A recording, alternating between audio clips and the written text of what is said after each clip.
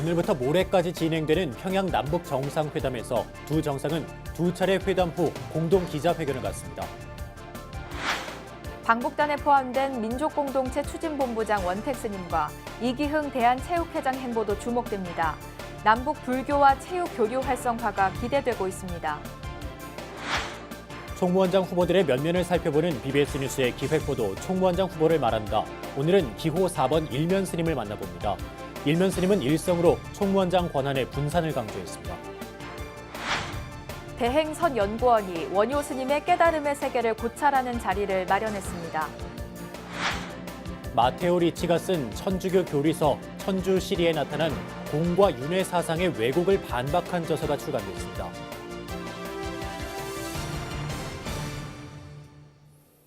안녕하십니까. 9월 18일 화요일 BBS 뉴스입니다. 오늘부터 오는 20일까지 진행되는 평양 남북 정상회담은 남북관계 발전뿐 아니라 비핵화에 대한 논의를 정상회담에서 다룬다는 점에서 의미가 적지 않습니다. 교착 상태에 놓여 있는 북미 간 비핵화 대화를 촉진시키는 역할을 할 수 있느냐에 관심이 모아지고 있습니다. 신두식 기자가 보도합니다. 문재인 대통령 내외는 오늘 오전 평양국제공항에 도착해 김정은 국무위원장 내외의 영접을 받으며 환영 행사에 참석하는 것으로 공식 일정을 시작했습니다. 이어 공항에서 백화원 영빈관으로 이동했습니다. 오찬에 이어 오후에는 첫 정상회담이 진행됐습니다. 이번 정상회담에서는 남북관계 개선 발전과 남북 간 군사적 긴장과 전쟁 위협 종식 등이 주요 의제로 다뤄진 것으로 전해졌습니다. 특히 비핵화를 위한 북미 대화 중재 촉진이 이번 정상회담의 주요 의제 가운데 하나로 논의됐습니다. 비핵화를 위한 북미 대화를 중재하고 촉진하는 일입니다. 북미가 새로운 평화적 관계 설정을 위한 진정성 있는 대화를 조속히 재개해서 북한의 진전된 비핵화와 미국에 상응하는 조치가 추진될 수 있도록 노력할 것입니다.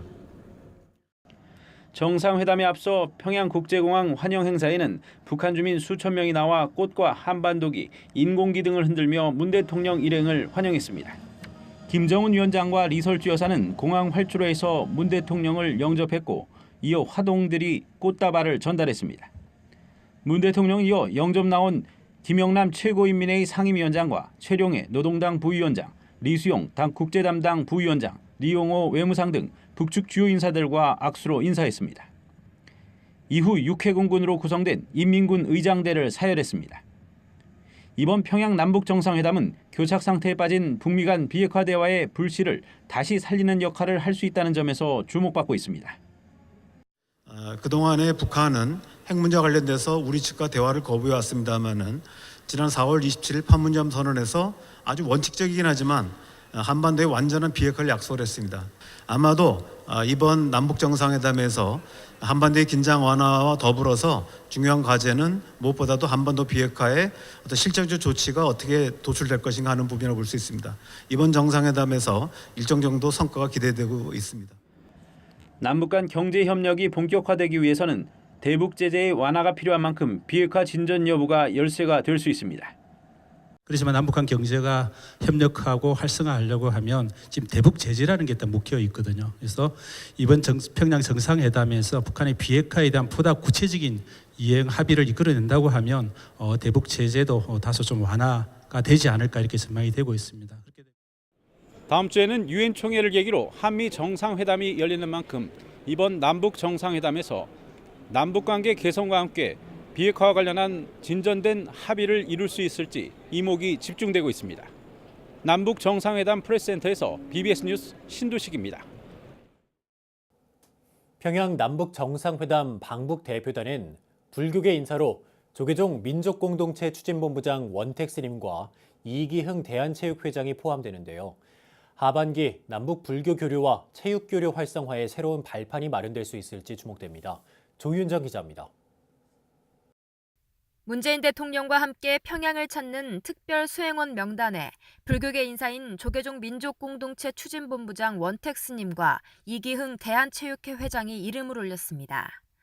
원택스님과 이기흥 회장은 2박 3일의 평양 방문 일정 동안 각각 불교계와 체육계를 대표해 북한 관계자들과 만날 것으로 보입니다.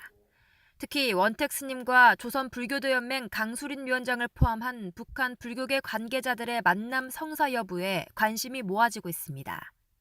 조불련하고의 이제 관계가 지금은 이제 심량의 어떤 중개인을 통하는 뭐 그런 관계로 여러 가지 불편한 점이 많은데 좀 앞으로는 조불련하고 직접적인 연락을 취할 수 있는 이제 그런 시스템이 갖춰졌으면 하는 것이 뭐 저희들의 바람.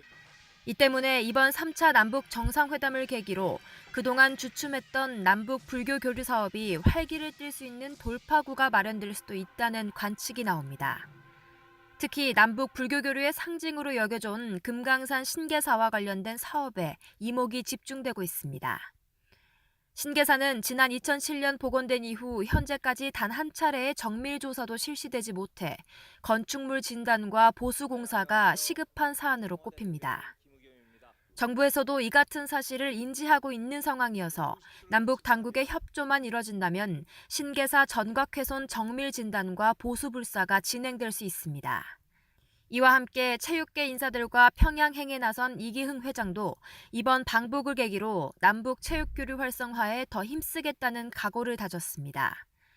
이 회장은 또 남북의 지속적인 교류를 바탕으로 단일팀을 구성하고 함께 훈련해 2020년 도쿄올림픽에서 좋은 성적을 거둘 수 있도록 노력할 계획입니다. 그 스포츠를 통해서 동질성 회복 같은 거, 상호 교감 이런 게 굉장히 의미가 있다 이렇게 생각하고 이번에 이제 가게 되면 아무래도 올림픽 이야기를 할 것 같아요. 2020년에는 도쿄 올림픽에 남북이 정말로 명실상부하게 함께 공동훈련을 하고 출전 선수권을 따고 이렇게 해서 이제 진출하는 이제 그러한 것들. 또 2032년에는 남북이 공동으로 올림픽을 유치한다든지.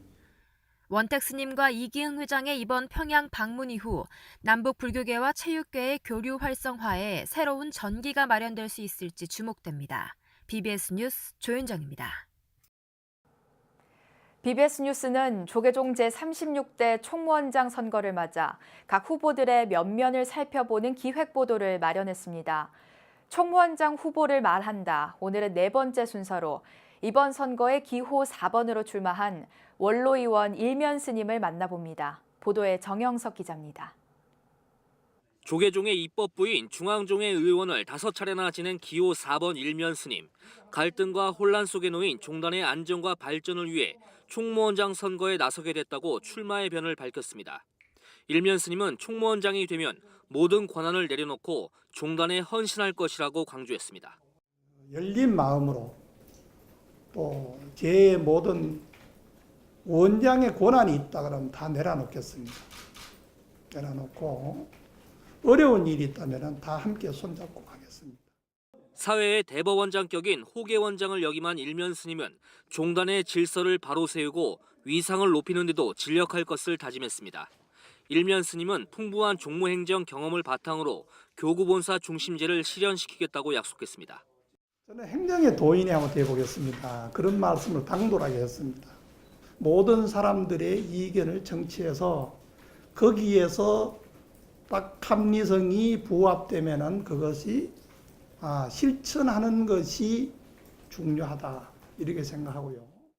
일면 스님은 교구별로 승려노후 수행관을 설치, 운영하는 일을 의무화하고 불교 문화를 통해 시대에 걸맞은 포교를 활성화하겠다고 밝혔습니다. 또 총무원장 단임제를 실현하겠다는 공약을 제시했습니다.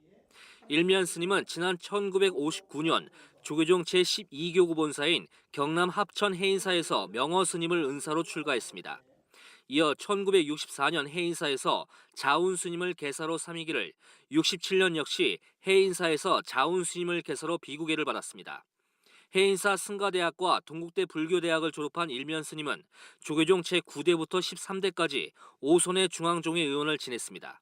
조계종 원로의원인 일면 스님은 교육원장과 호계원장을 역임했고 초대 군정특별교구장, 동국대 이사장을 지낸 뒤 현재 학교법인 강동학원 이사장과 불암사 회주를 맡는 등 종단의 주요 직책을 두루 거쳤습니다. 우리나라에 참선해서 도를 깨치고 훌륭한 스님네들 참 많습니다. 그래서 행정에도 많은 훌륭한 분들 많지만은 제 나름대로 진짜 불교에 한번 제가 밑거름이 돼서 한국 불교에 한번 헌신 한번 해보겠다 그런 생각으로. 자신을 받아주고 길러준 종단의 은혜에 보답하기 위해 기꺼이 헌신하겠다고 약속한 일면 스님. 종단 안정과 발전이 시급한 화두로 떠오른 지금의 종단적 상황에서 총무원장 적임자로 선택을 받을 수 있을지 관심을 모으고 있습니다. BBS 뉴스 정효석입니다. 조계종 제36대 총무원장 선거가 11일 앞으로 다가온 가운데 선거에 참여할 24개 교구별 선거인단 선출이 마무리됐습니다. 조계종 제7교구 본사인 수덕사는 어제 오후 경내 황하정로에서 교구종회를 열어 주지 정묵스님 등 10명의 선거인단을 선출했습니다. 제8교구 본사 김천 직지사와 장성 백양사, 순천 송광사도 각각 교구종회를 열어 웅산 스님과 토진 스님, 진화 스님 등의 선거인단을 확정했습니다. 24개 교구 본사별로 선거인단 선출이 마무리됨에 따라 조계종 중앙선거관리위원회는 오는 20일 교구 선거인단에 대한 자격심사를 통해 최종 명단을 확정할 예정입니다. 총무원장 선거인단은 24개 교구 본사별로 선출된 10명씩 240명에다 중앙종회 의원 78명을 합쳐 모두 318명으로 구성될 것으로 보입니다. 이런 가운데 조계종 중앙선거관리위원회가 주최하고 중앙종회가 주관하는 후보 종책 설명회와 토론회가 내일 오후 4시 한국불교역사문화기념관 국제회의장에서 개최될 예정입니다. 이와 함께 전국 교구본사 주지협의회는 모레인 20일 오후 2시 제10교구 본사인 영천 은혜사에서 후보들을 초청해 종책을 듣고 이에 대해 교구본사 주지들이 질의응답을 하는 종책 발표회를 열 예정입니다. 조계종 전 총무원장 법장 스님 열반 13주기 추모달해제가 봉행됐습니다. 덕숭총림 수덕사는 어제 조계종 전 총무원장 인곡당 법장대종사 열반 13주기 추모달해제를 봉행하고 스님의 가르침을 되새겼습니다. 문도 대표인 수덕사 수좌 우송 스님은 법장 스님과 같은 원력과 공심, 열정과 추진력을 갖고 생명 나눔 실천에 앞장섰던 스님의 정신을 되새기고 스님의 뜻을 이어갈 수 있도록 노력하자고 당부했습니다. 추모달해에는 조계종 총무원장 선거에 출마한 기호 4번 일면 스님을 비롯해 사부대 중 200여 명이 동참해 스님을 추모했습니다. 한국 비구니계의 큰 스승 대행 스님의 사상을 연구하는 대행선 연구원이 첫 학술 발표회를 열고 원효 스님의 깨달음의 세계를 고찰하는 자리를 마련했습니다. 원효 스님의 구법 경로와 스님이 깨달음을 얻은 곳에 대한 심도 있는 논의가 이뤄졌습니다. 류기환 기자입니다. 신라의 고승이자 한국불교 제1의 수행자로 꼽히는 원효 스님. 최근까지도 스님이 남긴 저술은 계속 발견되고 있고 이는 후학들에 의해 지속적으로 연구되고 있습니다. 한국 비구니계의 큰 스승으로 꼽히는 대행 스님의 생애와 사상은 물론 불교학 전반에 관한 연구를 진행하고 있는 대행선 연구원이 학술 발표회를 열고 원효 스님에 대한 연구 성과를 공개했습니다. 그동안 여러 스님들이나 교수님들한테 들은 바로 큰 스님의 저희 인사이신 대행 스님의 사상이 원효 스님의 사상이랑 같다는 얘기를 많이 들었었습니다. 그래서 저희도 원효 스님이랑 연사 스님의 사상이 맥이 통한다고 생각하고 있었는데 이번 발표회에서는 원효 스님이 깨달음을 얻기 위해 걸어온 길, 즉 구법 경로를 분석하고 깨달음을 얻은 곳 오도처가 어디인지에 대한 논의가 이뤄졌습니다. 이 두 가지는 스님의 행장이 소멸된 탓에 현존하는 자료로 확실한 정황을 알 수 없는 실정입니다. 이로 인해 전문가들은 각종 자료 연구를 바탕으로 다양한 의견들을 제시하고 있습니다. 또 연구적 가치가 뛰어나고 다양한 해석이 가능하기에 현재 원효 스님에 관한 연구 가운데 가장 활발하게 이뤄지고 있는 주제이기도 합니다. 굉장히 헤아릴 수 없이 큰 고승들이 배출되었습니다. 가장 대표적인 게 소위 원효 대사를 얘기하죠. 그래서 우리 이 건물의 5층이 법당인데 법당에 가면은 16분의 고승 대덕의 영정을 발표에 나선 김경집 진각대 교수는 원효 스님이 쉬운 바닷길을 두고 육로를 선택한 이유에 주목했습니다. 스님은 그 당시 고구려에 있는 보덕 화상에게 열반경과 유마경을 배우려고 했고 이를 위해 육로를 통해 당나라로 향했다는 분석입니다. 그러나 1차 구법은 결국 실패했고 2차 구법을 위해 통일신라 시대 당나라로 가는 나루터였던 당항진으로 가는 중 지금의 충남 직산 근처에서 깨달음을 얻게 됐다는 주장입니다.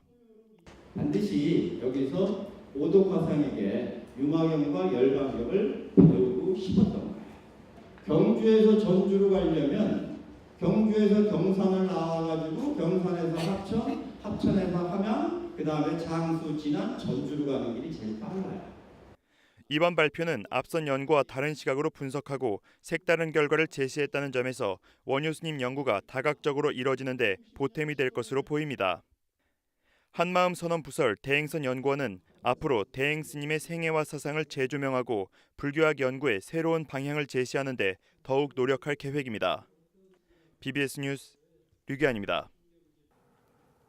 과거 서구 열강이 동양을 식민지로 삼으면서 공격적인 가톨릭 선교를 통해 불교를 기반으로 한 동양 사상을 왜곡하는 데 앞장섰는데요. 당시 예수회 선교사였던 마테오 리치가 쓴 천주교 교리서인 천주시리는 중국은 물론 우리나라에도 큰 영향을 미쳤습니다. 동국대 대학원에서 불교를 공부한 심장섭 씨가 공과 윤회 사상 등을 왜곡한 천주시리를 반박한 신간, 그리스도교는 어떻게 중국을 공략했는가를 펴냈습니다. 보도에 홍진호 기자입니다. 천주시리는 명나라 말기 중국에서 활동했던 예수의 선교사 마테오 리치가 쓴 천주교 교리서입니다. 유불선에 해박했던 저자는 서양학자와 중국학자와의 대화 형식으로 유교와 불교, 도교를 반박하며 카톨릭 사상을 전했습니다. 하지만 윤회설의 창시자가 피타고라스이며 오로지 그리스도교 신앙만이 구원을 가져다 줄 것이라는 왜곡된 주장 등이 나오는데 이것이 심장섭 씨가 그리스도교는 어떻게 중국을 공략했는가를 쓴 이유이기도 합니다. 불교의 공사상하고 그다음에 윤회사상 그 두 가지를 집중적으로 공격을 합니다. 그다음에 나머지 이제 불교 교단이 안고 있는 문제점 이제 그런 것도 어떻게 보면 객관적인 면들이 있는데 그거를 자기 시각에서 많이 좀 비난도 하고 비방도 하는 것이 좀 많았죠. 천주시리는 불교는 물론 유교와 도교 사상도 반박을 했지만 주된 비판은 불교에 집중됐다고 해도 과언이 아닙니다. 이에 대해 심장섭 씨는 불교가 당송시대를 지나며 쇠락한 것이 마테오 리치가 유교보다 불교 비판에 집중한 이유라고 분석했습니다. 이제 명나라도 아시다시피 이제 불교가 많이 좀 쇠잔된 상태였죠. 사실 이제 당나라, 송나라를 거치면서 불교가 세웠고 그 당시 뭐 명나라도 되게 이제 선종 내지는 이제 정토종 정도가 활성화됐지 나머지 교학 체계는 많이 좀 쇠미한 상태고. 이는 기독교 사상을 유교에 비교해서 설명을 해 이해를 돕는 반면에 불교는 철저하게 배척하는 선교 전략을 따른 겁니다. 당시 천주교는 종교개혁 이후 신자들이 많이 떠났기에 해외 선교에 집중하게 되었고 천주시리 등을 통해 전해진 천주교는 박해 속에서도 우리나라에 안착해 오늘에 이르렀습니다. 유럽에서는 프로테스탄트 종교가 일어나면서 이제 가톨릭이 이제 신도들을 많이 좀 잃다 보니까 그걸 다시 이제 복관하는 차원에서 이제 식민지를 개척하면서 동시에 이제 선교사들이 같이 들어오죠. 이제 그래서 이제 오늘날 이렇게 이제 오늘날 뭐 남아메리카라든가 우리 뭐 한국도 마찬가지고 일본도 마찬가지고 오늘날 이렇게 이제 천주교가 들어오게 된 건데. 그리스도교가 어떻게 중국을 공략했는가? 이 책은 천주교가 어떻게 어떤 방식으로 중국을 거쳐 조선시대에 우리나라에 들어왔는지에 대해 특히 우리나라 불자들에게 많은 문제의식과 고민을 던져줄 것으로 보입니다. BBS 뉴스 홍진호입니다.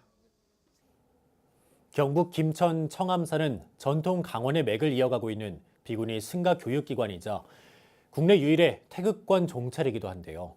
포교의 일환으로 청소년들에게 태극권을 지도하는 청암사 스님들의 전법 활동 현장을 대구 BBS 문정용 기자가 다녀왔습니다. 강당에 모인 아이들이 스님의 지도 아래 태극권을 펼칩니다. 아이들은 물 흐르듯 유연하면서도 묵직함이 느껴지는 동작들을 제법 능숙하게 이어갑니다. 9명으로 구성된 청암사 청암바람일 전법단 스님들은 올해 초 경북 김천 대덕면에 위치한 지품천 중학교의 요청으로 매주 수요일 방과 후 학교 시간 태극권과 명상을 지도하고 있습니다. 일반인들을 대상으로만 강의를 했던 스님들에게 성장기 아이들을 가르치는 건 새로운 도전이었습니다. 글쎄요, 요즘 이제 중2병이라는 말이 속어가 나올 정도로 굉장히 힘들다고 많이 들었었는데 실제로 해보니까 생각보다 순수했고 또 잘 따라와줘서 감사한 마음도 있고요. 태극권과 명상을 통해 변화를 느낀 아이들도 이제는 매주 수요일이 기다려지기만 합니다.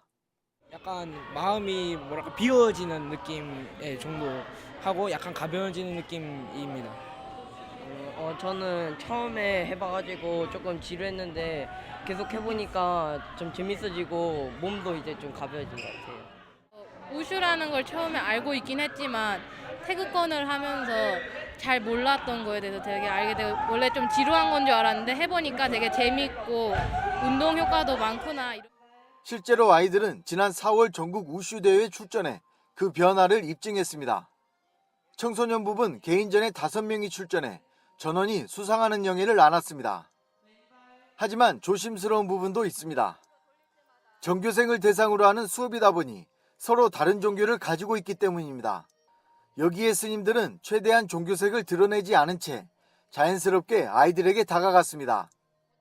태극권과 명상을 통해 불법 옹포에 새로운 길을 열어가는 청암사 스님들. 지금 이 순간의 기억이 아이들의 미래에 작지만 큰 힘이 됐으면 하는 바람입니다. 몸과 마음이 많이 지치는 경우가 이제 올 것이잖아요. 그럴 때 지금 여기에서 배웠던 대로 태국권을 생각을 했으면 좋겠고 명상을 생각을 했으면 좋겠고 또 스님들을 떠올렸으면 좋겠고 또 그런 것들을 통해서 이제 마음의 평안을 찾았으면 하는 몸과 마음의 치유를 스스로 찾아가길 바라는 마음이 있습니다. BBS 뉴스 문정용입니다. 지금 우리 사회는 눈에 잘 보이지 않는 위험을 조장해 이득을 얻으려는 이른바 공포 마케팅에 따른 희생자를 양산하고 있습니다. 진실을 제때 파악하기조차 힘들 정도로 수많은 정보가 쏟아지는 현실에서 어떻게 하면 선동에 의한 공포 마케팅에 속지 않는 해안을 가질 수 있을지 이각범의 화쟁 토론에서 짚어봤습니다. 김봉래 기자입니다. 이각범의 화쟁 토론에 참여한 패널들은 10년 전의 광우병 시위와 천안함 사건 그리고 원자력을 둘러싼 이른바 위험 사회와 공포 마케팅 현실에 대해 안타까움을 표시하고 국민들의 올바른 해안을 당부했습니다. 손용준 국민대 언론정보학부 교수는 광우병 쇠고기라 위험하다는 주장은 당시 정보가 부족한 탓에 빚어진 일이라면서 그 누구도 비난의 대상이 못 된다고 진단했고 원전은 전문적 영역의 문제를 여론의 문제로 해결하려는 데서 기본 논리 구조가 잘못됐다고 비판했습니다.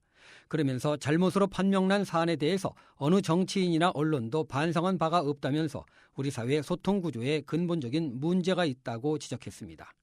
잘못된 정보에 기반한 판단을 했기 때문에 그런 발언을 하신 걸로 우리가 이런 어떤 소통 구조가 어떻게 이루어지는지를 면밀하게 파악해서 거기에서 장애물과 노이즈를 이제 제거하는 작업, 그런 작업들이 이제 갈수록 더 중요해지는 사회가 아닌가. 신동호 서울대 원자핵공학 박사는 대학생 시절 정보가 부족한 탓에 제대로 판단하지 못했던 점을 후회한다면서 뒤늦지만 전문가들이 대중과 소통을 시작한 점은 다행이라고 분석했습니다. 그러면서 원전은 공부할수록 안전하고 효용도 크고 시간과 경험이 축적될수록 안전해지는 특징을 갖고 있다면서 더욱 안전해진 신규 원전을 짓지 못하는 현실이 안타깝다고 말했습니다. 지어지는 원전은 더욱 안전해지는 건데 지금은 이제 새로운 원전은 중단시키고 이러니까 좀 안타까운 점이 있습니다. 위험사회와 공포 마케팅 해소 방안으로는 소통 구조의 개선이 지적됐습니다. 손용준 교수는 원전 공론화위원회를 전문가와 비전문가 사이에 공생의 모델을 만들었던 소중한 자산으로 평가하면서 소통 구조의 합리화를 주문했고 정말 진실한 정보를 얻는다고 하는 것이 참 어렵구나 하는 것을 늘 많이 느낍니다. 그래서 우리도 앞으로 이런 어떤 그 소통 구조를 좀 더 합리적으로 해야 된다. 신동호 박사는 해당 분야에 해안을 가질 때 공포 마케팅의 희생자가 되지 않을 수 있다고 말했습니다. 잘 보이지 않고 어렵고 이렇기 때문에 공포를 조장하기 매우 좋은 소재인데 효용과 위험을 잘 판단해서 좀 더 원전에 대해서 원전을 믿고 이런 공포 마케팅에 넘어가지 않으셨으면 하는 바람이 있습니다. 진행을 맡은 이각범 대한불교진흥원 이사장은 이른바 음모론에 의한 정책 결정에 대해 경종을 울리며 객관적 자료에 입각해 정책 결정을 하는 국민적 지혜가 있기를 바란다는 말로 토론을 마무리했습니다. BBS 뉴스 김봉래입니다. 민족 최대의 명절 한가위가 일주일 앞으로 다가왔습니다. 전국의 국립박물관 등에서는 추석 당일을 제외한 연휴 기간 다양한 특집 전시와 공연 등을 운영합니다. 한가위 명절 연휴가 끝나고 난 후 오는 28일에는 제36대 조계종 총무원장 선거가 치러질 예정입니다. 공명하고 깨끗한 선거로 한국 불교의 미래를 이끌어 나갈 지도자가 선출되길 바랍니다. 네, 이상으로 9월 18일 화요일 BBS 뉴스 마칩니다. 여러분 고맙습니다.